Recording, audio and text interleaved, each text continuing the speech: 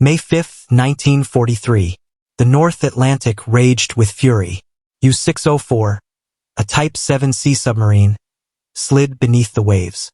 Inside, 45 young men pressed their ears to the steel hull, listening for the distant hum of enemy destroyers.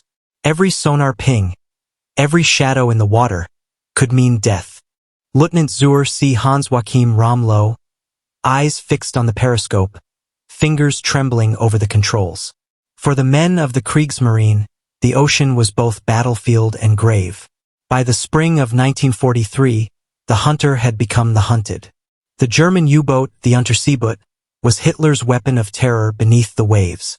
By 1942, more than 1,100 U-boats prowled the Atlantic, striking at Allied convoys that carried vital supplies to Britain. One submarine could sink thousands of tons of shipping in a single patrol. Yet, as effective as these machines were, the cost to those who manned them was staggering.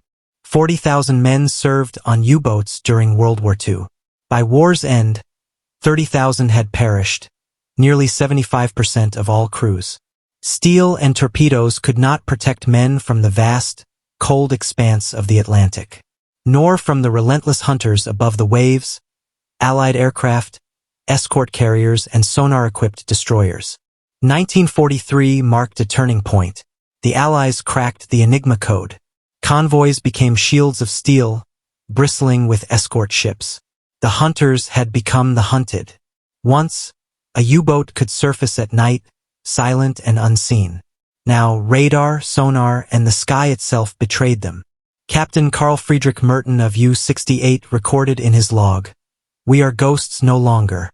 Everywhere the enemy waits. Every patrol a gamble. Every dive a prayer." The irony was bitter. Germany's elite warriors, trained in stealth, now faced an enemy that knew their every move. Every dive, every maneuver, could end in sudden, drowning silence. U-303 surfaced briefly. On deck, the men fought the elements in fear. The plane above dropped its depth charges with deadly precision. The submarine lurched. Steel groaned. Men screamed. Water poured in. Interior of the submarine, water floods the lower compartments. Crew scramble. Levers pulled frantically. Torches flickered. Alarms rang. Hull cracking. Escape impossible. 38 men drowned. Only 7 survived, pulled from the freezing Atlantic hours later by a British destroyer.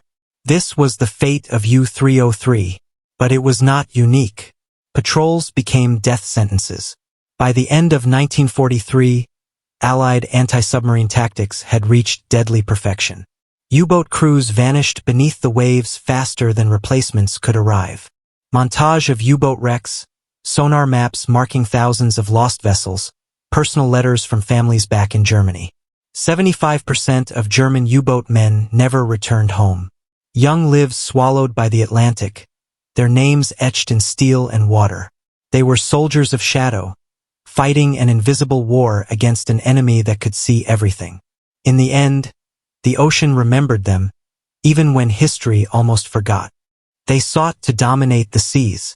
Instead, they became ghosts of the deep, a reminder that even the most feared weapon cannot conquer the will of the ocean or the courage of those who fight it. In the Atlantic, every shadow could be death. Every wave could claim a life. And for Germany's U-boat crews, the ocean was always patient, always hungry. Life aboard a U-boat was a study in endurance. Men lived in steel coffins 60 feet long, with barely enough room to lie down. For weeks, patrols lasted without fresh food or sunlight. The air grew thick with diesel, sweat, and fear. Every man knew that a single depth charge could be his last. Crew writing letters to family, repairing torpedoes, reading books by dim light. They were not reckless heroes. They were ordinary men in extraordinary danger, trained to strike and vanish, yet haunted by the ocean itself. The German Navy's strategy relied on wolfpacks, groups of submarines coordinating attacks on convoys. Early in the war, these tactics brought terrifying success. Entire convoys were sunk in a single night. But the tide was turning. Allied codebreakers at Bletchley Park. By mid-1942, The Allies had cracked the Enigma code. Convoy routes were rerouted. Escorts reinforced. Air patrols scoured the ocean. U-boat commanders were walking into traps they could not see. And the hunters they once eluded now hunted them relentlessly. May 1943 became a nightmare for the Kriegsmarine. In a single month, 41 submarines were lost. Hundreds of men drowned. Among them was Oberleutnant zur See Siegfried Koitschke of U-185, who had survived earlier patrols only to be sunk by American destroyers. His log ends abruptly. Depth charges. Every second. Cannot breathe. The ocean became an executioner. Every U-boat that ventured beyond the horizon faced near impossible odds. By the summer of 1943, survival was no longer probable. It was miraculous. Hans Hartenstein, commander of U-156, once wrote, "We are shadows moving silently beneath the waves. We strike without mercy. And yet, every night I fear my own shadow." Klaus Schultz of U-103 survived 12 patrols. He witnessed comrades swallowed by the Atlantic, torpedoes misfire, and the deafening roar of depth charges. He later reflected, "We were soldiers of the abyss. And the abyss always wins." Over 75% of U-boat crewmen perished during World War II. Their courage was extraordinary, their survival rare. Each patrol was a lottery with death as the constant. The U-boat was a marvel of engineering, fast, silent, deadly. Yet technology betrayed them. Allied advancements in sonar, depth charges, and air coverage made the once invincible submarine a floating coffin. Every innovation that had given the Kriegsmarine an edge was now turned against them. Simulation of a U-boat being tracked by sonar, depth charges falling. Invisible beneath the waves, yet no longer safe.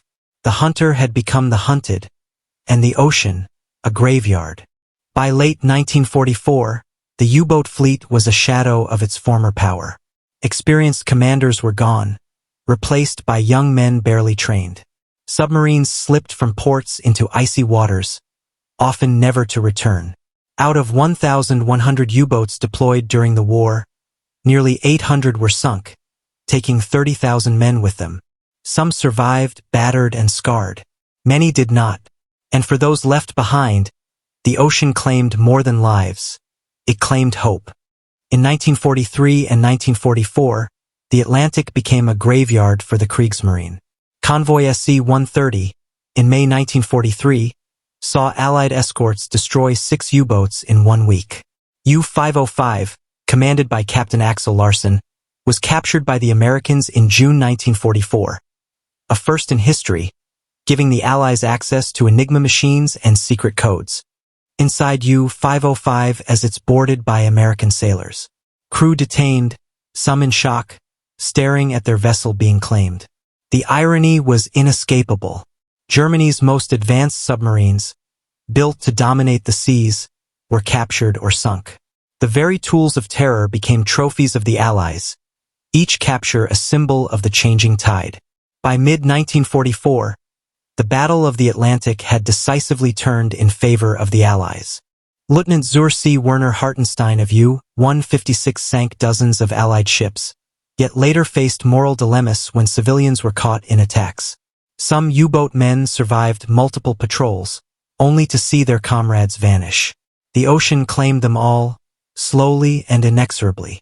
Every day we live is a gift, yet I feel death above me and below me. Each patrol was a trial of nerve, skill, and luck.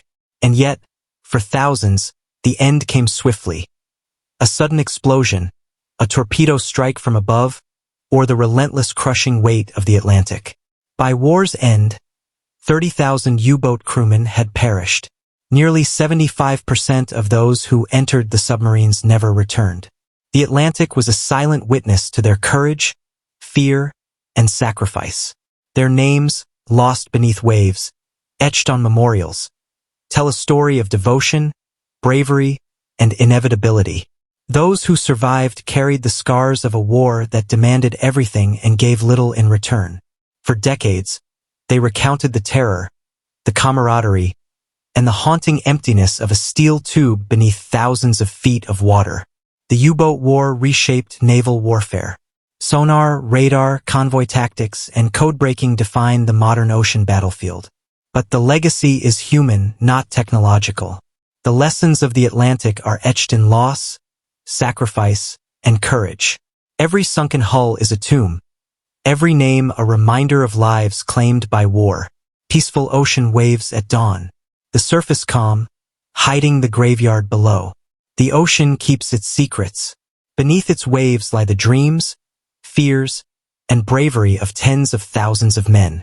They sought glory, they found danger, and in the end, they found the ocean waiting, patient and eternal.